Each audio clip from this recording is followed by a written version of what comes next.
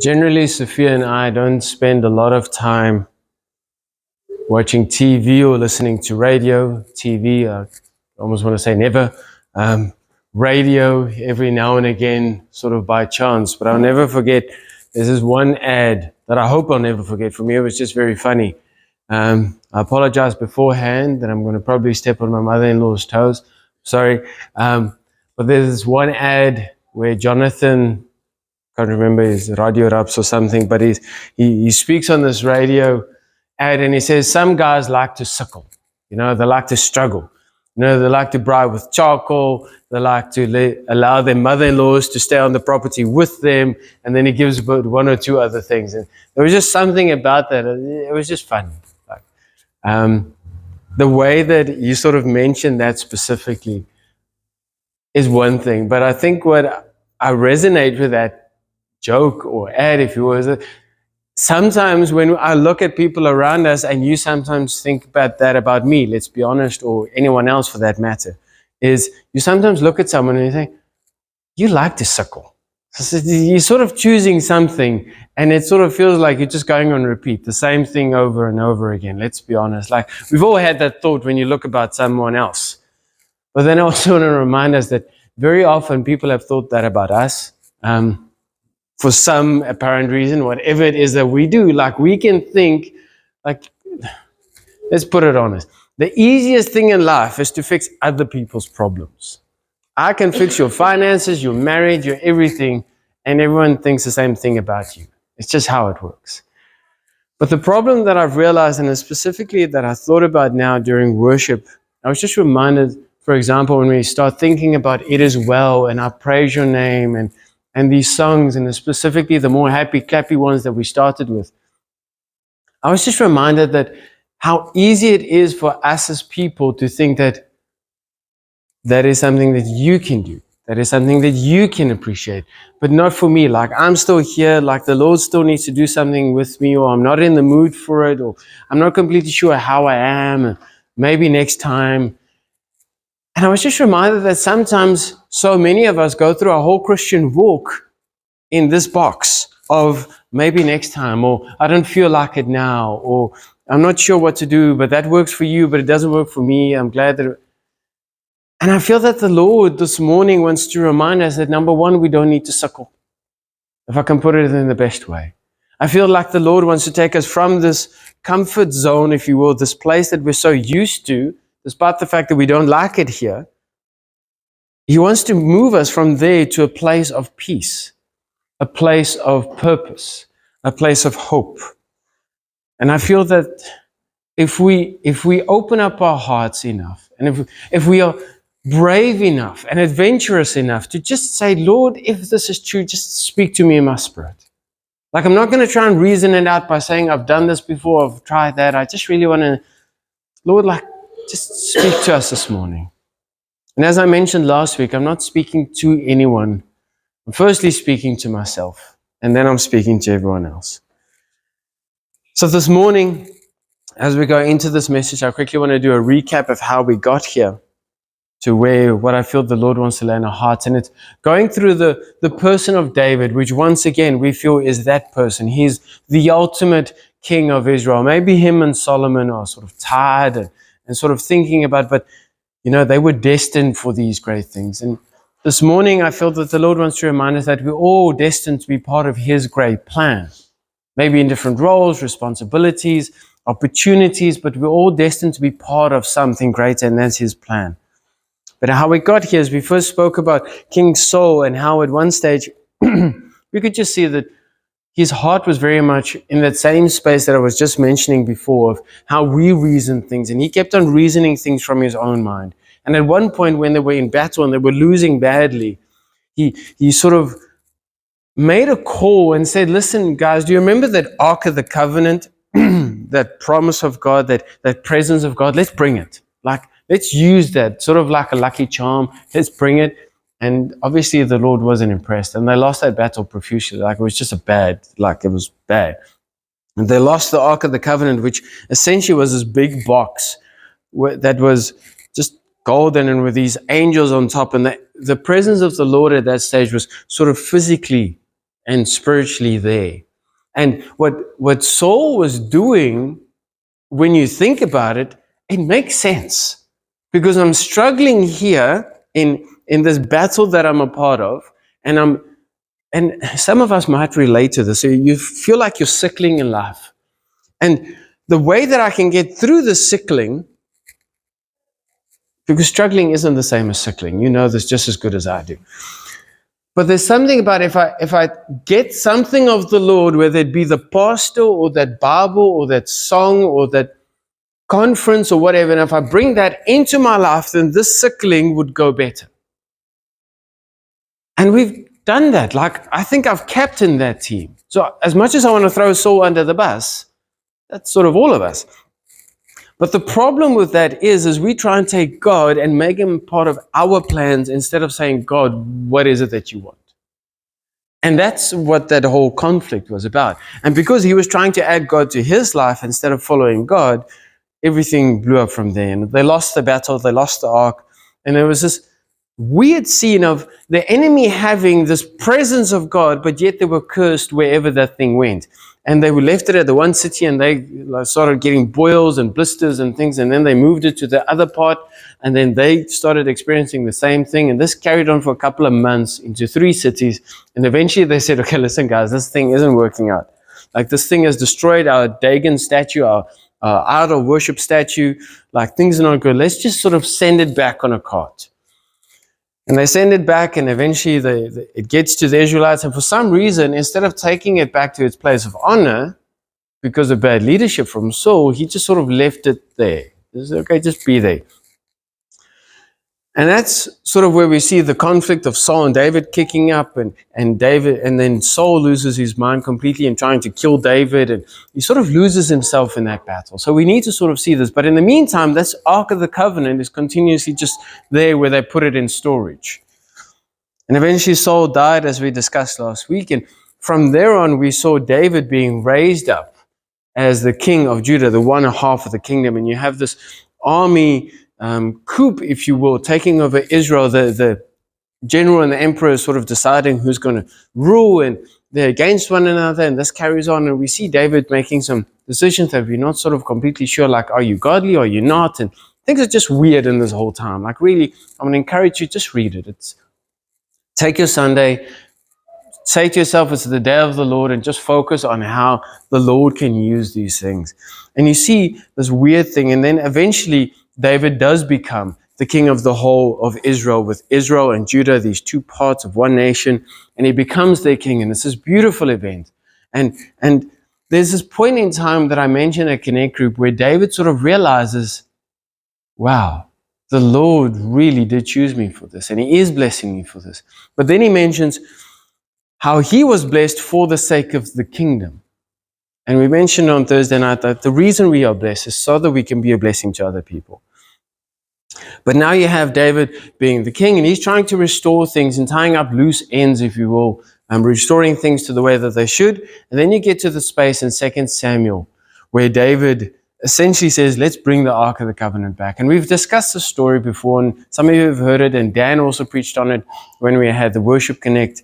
But I want to encourage you, don't run ahead of me. Just focus with me. So in 2 Samuel 6, verse 1 to 15, then David again gathered all the elite troops of Israel, 30,000 in all, and he led them to Baalah of Judah to bring back the Ark of the Covenant, which bears the name of the Lord of heaven's armies, who is enthroned between the cherubim, these 2 angels. They placed the Ark of God on a new cart and brought it from Abinadab's house, which was on a hill. Uzzah and Ahio and Abinadab's house were guiding the cart. Sons were guiding the cart. So now you have Abinadab, this person where the sort of thing has been resting, them thinking cleverly, God deserves a new cart. So they put this thing on a cart because they got it on a broken cart. So now they're putting it on a new cart, this big golden thing, chest, if you will. So now they're carting it back. We've heard the story and it's confused us, but just bear with me, because they're thinking that they're doing something good. They're placing the Ark of the Covenant on this new cart, this ox wagon type thing. And David and all the people of Israel were celebrating before the Lord, singing songs and playing all kinds of musical instruments, lyres, harps, tambourines, castanets, cymbals, and the whole lot. But when they arrived at the threshing floor of Nacon, the oxen stumbled. They hit a pothole, probably. The oxen stumbled, and Uzzah reached out his hand to steady the ark of God. And then the Lord's anger was aroused against Uzzah, and God struck him dead because of this. So Uzzah died right there beside the ark of God. And David was angry because of the Lord's anger, and he burst out because the Lord's anger had burst out against Uzzah. He named the place Perez Uzzah, which means to burst out against Uzzah, as it is still called today. So now you have the scene of the people of Israel trying to bring God back from this wrongful place. We're trying to bring God back to where we want him, to where he deserves to be. And then suddenly they hit a pothole, and in trying to save this thing with the most godly heart, the most godly reasoning and purpose, trying to save God, if you will, God strikes him down. And I'm confused by this to such an extent because the enemy had this thing for how many months, and although they were cursed, only some died, and it's like they had ill intentions for God, but we had good intentions. Like, what's going on? And you start wondering, God, but why are you doing this? Let's carry on reading. David was afraid of the Lord as he asked. And he asked, how can I ever bring the ark of the Lord back into my care? So David decided not to move the ark of the Lord into the city of David. Instead, he took it into the house of Obed-Edom of Gath. Now, I want to pause there for a moment, and I want to make an analogy that I feel applies to so many of us. We are in this position where we come to faith, maybe in a broken, all of us have at some stage says, maybe, I wasn't in the best church and they weren't doing things wrong, and now I'm sort of growing in my faith, sort of essentially like, in the sense, the ark of the Lord, this presence isn't the way that it's supposed to be, but now you're trying to bring things back. And then somewhere along the line, as you're trying to bring your life back in order with the best intentions in the world, things start going wrong. And then when that happens, our first inclination is to do exactly what David did there. We withdraw. I mean, I'm trying to please you, God, but now everything is going wrong. Like, how do I process this? Like, what do we do? Like, Lord, I'm trying to seek your will. Like, that's really what they were doing. The best intentions. Like, Lord, I want you, please. And now things are going wrong. And you're angry against me, and I know it's you. Don't pretend like it wasn't you. Like, I just know, like I'm facing some sort of consequence. It's like, how do we process this? But the first thing that we do is we withdraw. Now, before I answer why that happens, let's continue staying there because it becomes even more confusing. So now, David is saying what we say, I don't want church, I don't want God, just stay there. But now, the ark of the Lord remained there in Obed-Edom's house for 3 months, and the Lord blessed Obed-Edom and his entire household. Now what? Like you kill the one guy, and now this guy you're starting to bless. Like, I don't know what to do with it. It's like, Lord, just you're confusing. And then David does what all of us do, because we leave the church, we leave our faith, we sort of withdraw from God to a sense. But then you start hearing about the good things that the Lord is doing, and then it's like, okay, wait, I want to, can I have some more, please? Because now suddenly the Lord is doing something good, so now we went back on the team. Then King David was told, the Lord has blessed Obed-Edom's household and everything he has because of the ark of God. So David went there and brought the ark of the God back from the house of Obed-Edom to the city of David with great celebration. Thinking, look, what happened? With great celebration. After the men who were carrying the ark of the Lord had gone 6 steps, David sacrificed a bull and a fattened calf.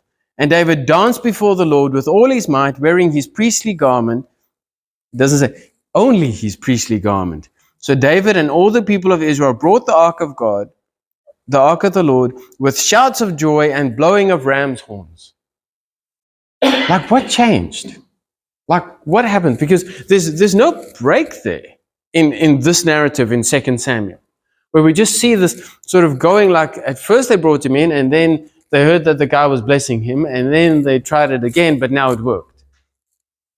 If you read the same section in First Chronicles, which sort of tells the story again, but from a different perspective, we realize that the reason for this, as we see in 1 Chronicles 15, verse 13 to 15, it says, as they were contemplating this, David essentially mentioned, because you Levites did not carry the ark the first time, the anger of the Lord had burst out against us. And then the focus point of today's message. We failed to ask God how we should move it properly. You see, the thing is, the Ark of the Covenant, the Ark of the Lord, was this big box, and it had 4 rings, for those of you who might not know. And through these 4 rings, wooden poles were supposed to be put through, and then 4 people would carry this thing, and according to the way that God prescribed, you would take 6 steps, plunk it down, sacrifice a bull, pick it up, walk 6 steps, and you think, but that is not the way that things are. That's not efficient. Like, I did a business course, I've checked YouTube things, like that is not the most efficient way to do it. That is the problem, because they thought they knew better than God. And this is why we need to understand that this is what God wanted. Saying, Johan, but that doesn't make sense. Doesn't matter.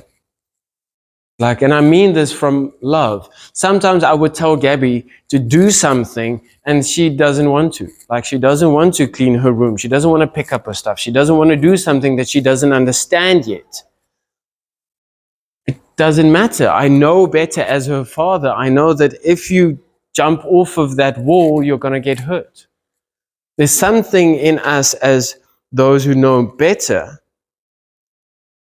The reason we do that is to protect. And at the end of the day, it's God's presence. He can decide how he does it. Like, all of us has at some stage told someone else, but it's mine, just leave it. And that's essentially what God is saying. This is mine. This is how I want it to be done.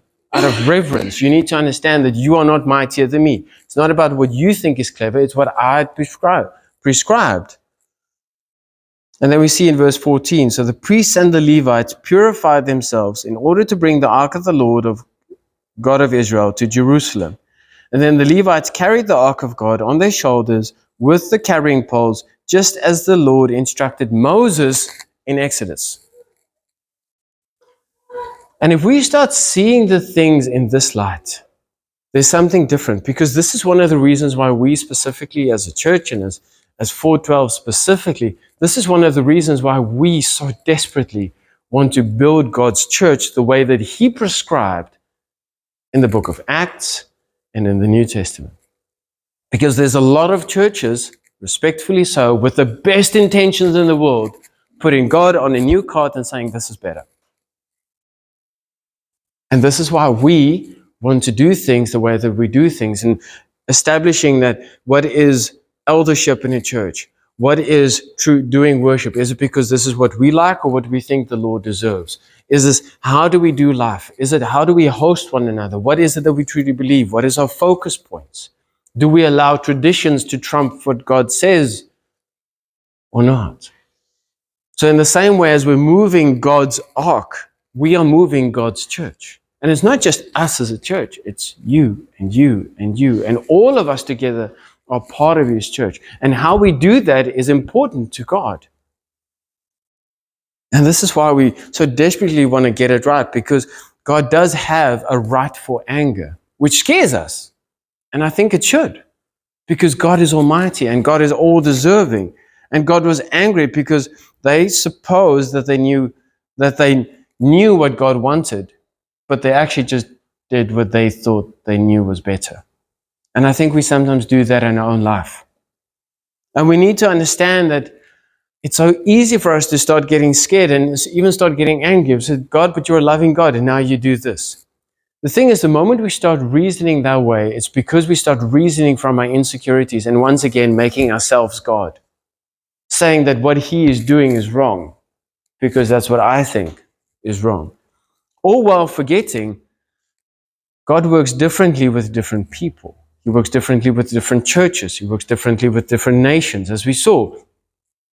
Uzzah knew apparently better, and that's why God allowed him or killed him immediately, where the enemy, they were just cursed. Obed-Edom, or whatever his name was, he was blessed. God works differently with different people because of what they know. We see this in the Bible, specifically in a text that scares me not enough. In James 3 verse 1, where it says, "Dear brothers and sisters, not many of you should become teachers in the church, for we who teach will be judged more strictly." There is different judging criteria for different people. The way that I judge, rightfully, Gabriella versus Alina is completely different. If the one wears her pants and the other one wears her nappy, there's a sort of understanding you are capable of more while the other one just physically can't. And that's how the Lord works with us. But now what we sometimes do, we are, and as much as there isn't different layers of faith, there is. You're a new believer, you're growing into the faith. We need to understand that the Lord has so much more grace for us. He really does. But at the same time, He has a full understanding of what we're capable of, and a full understanding of our hearts and what it is that we know. Because now what we're seeing here, we're looking at how David, or how God judged the priests and how God judged David, and we're immediately thinking, but if I make one mistake, then God's going to kill me. Or in the same way that He did with Moses, like you step one thing out of line and suddenly you're not allowed to go into the promised land. Because David was in a higher authority, he had a greater responsibility, which means there's a greater judgment. And that's a good thing because we are able to carry that load because God knows. But what we do, the moment we start hearing these things, it's so easy for us, and I say us, to withdraw from the Lord because we feel this bad consequence of what happened. And what we forget so easily is that He died on the cross for us to save us.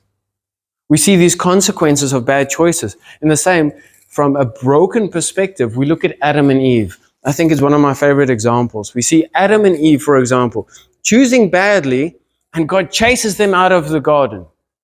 And we think it to ourselves like, God, like one mistake and you chase them out. And you put these angels, at the gate essentially of this garden, not to allow them back in. But if we actually read what it says, the reason God chased them out is because He didn't want them to eat of the tree of life. Because there were two special trees in that garden, by the way. One that you shouldn't eat of, but the one right next to it was the tree of life. And that one sort of guarantees eternal life. Because what God said when this happened, we need to get Adam and Eve out because lest they should eat of the tree of life, and this situation that they currently find themselves in becomes permanent. The reason why God chased them out was to protect them, not to punish them. The consequences of their actions, yes, they had to follow through in and feel. But the reason He did what He did was to protect them. And He does the same with us. Sometimes we bear consequences. Sometimes it could be bad health. Sometimes it could be conflict. I've mentioned a couple of times how, for example, there was a season where I was praying in a different level for Sophia and I, for our relationship. We weren't on a bad space. We were on a good space, but I realized that there was growth to be had in how we navigate things. And I was praying differently into our relationship. And every time I did, those evenings we would fight. And I would be like, Lord, but why? And I remember I was walking from there to there. And as I walked there, I just felt the Lord saying, so that you can work this out.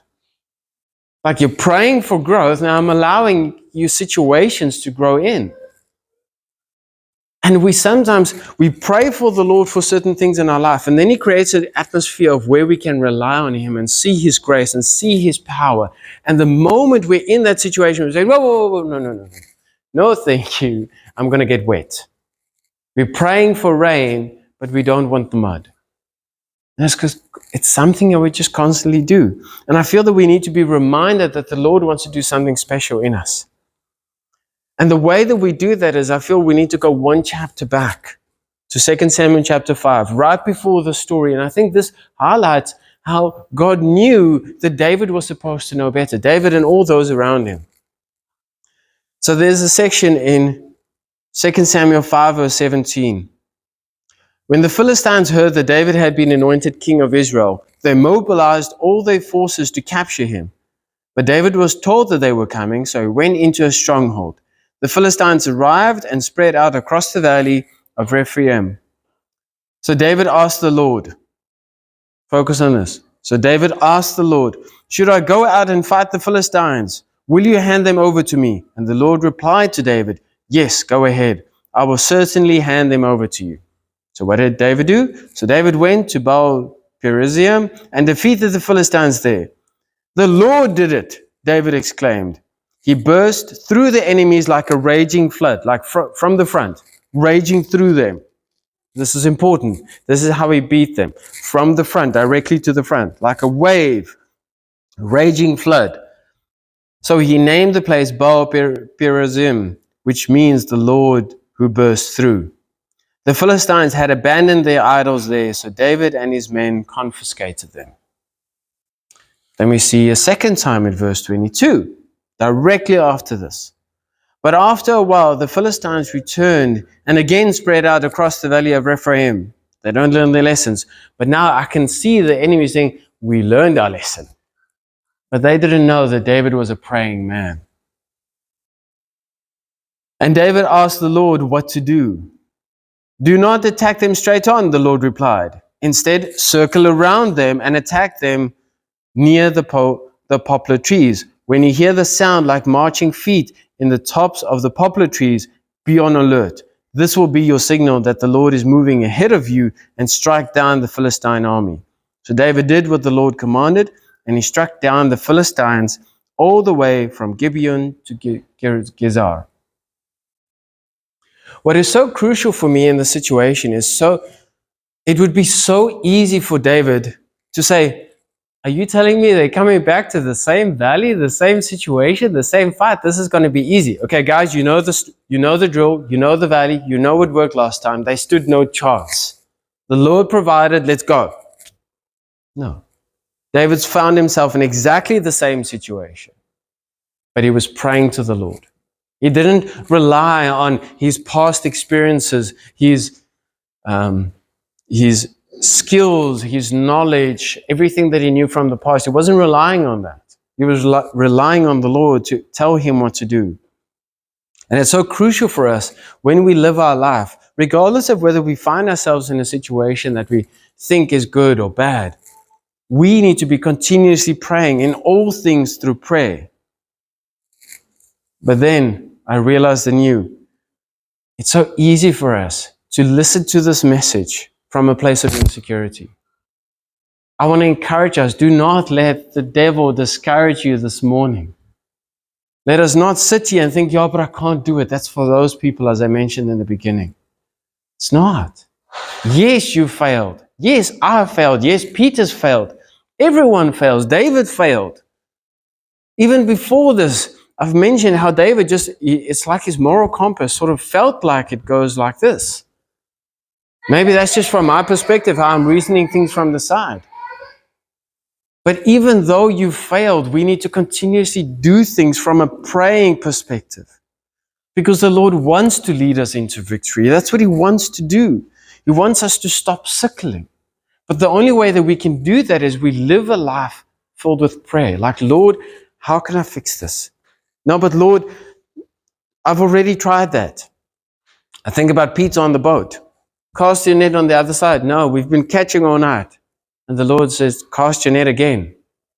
It's that faith of doing something that has failed in the past, but now because the Lord is prompting you, you're willing to do it again.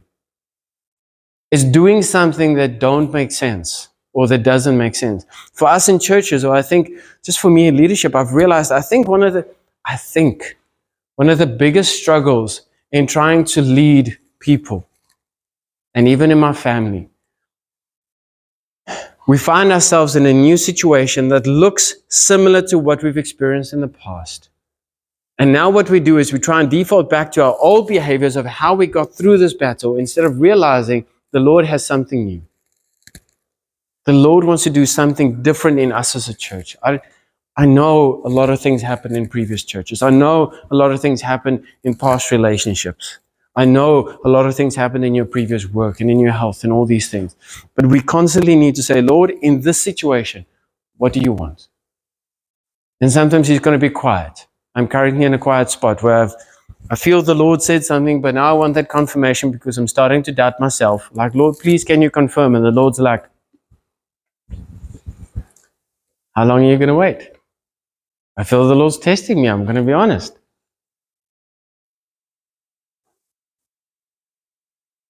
But I feel that the Lord wants to lead us to victory. I feel the Lord wants to take us to new seasons and new places. And the way that we do that is by sticking to prayer and realizing, Lord, what is it that you want from me? And then in prayer to write things down, to have that reminder of this is what the Lord had said, so now I'm standing on it. Because sometimes the Lord repeats Himself, but sometimes He doesn't. But now, how do we respond to this? Because I think there are some people here thinking about all their faults and all the ways that they made a mistake, instead of realizing that the Lord wants to lead us through that and into something beautiful.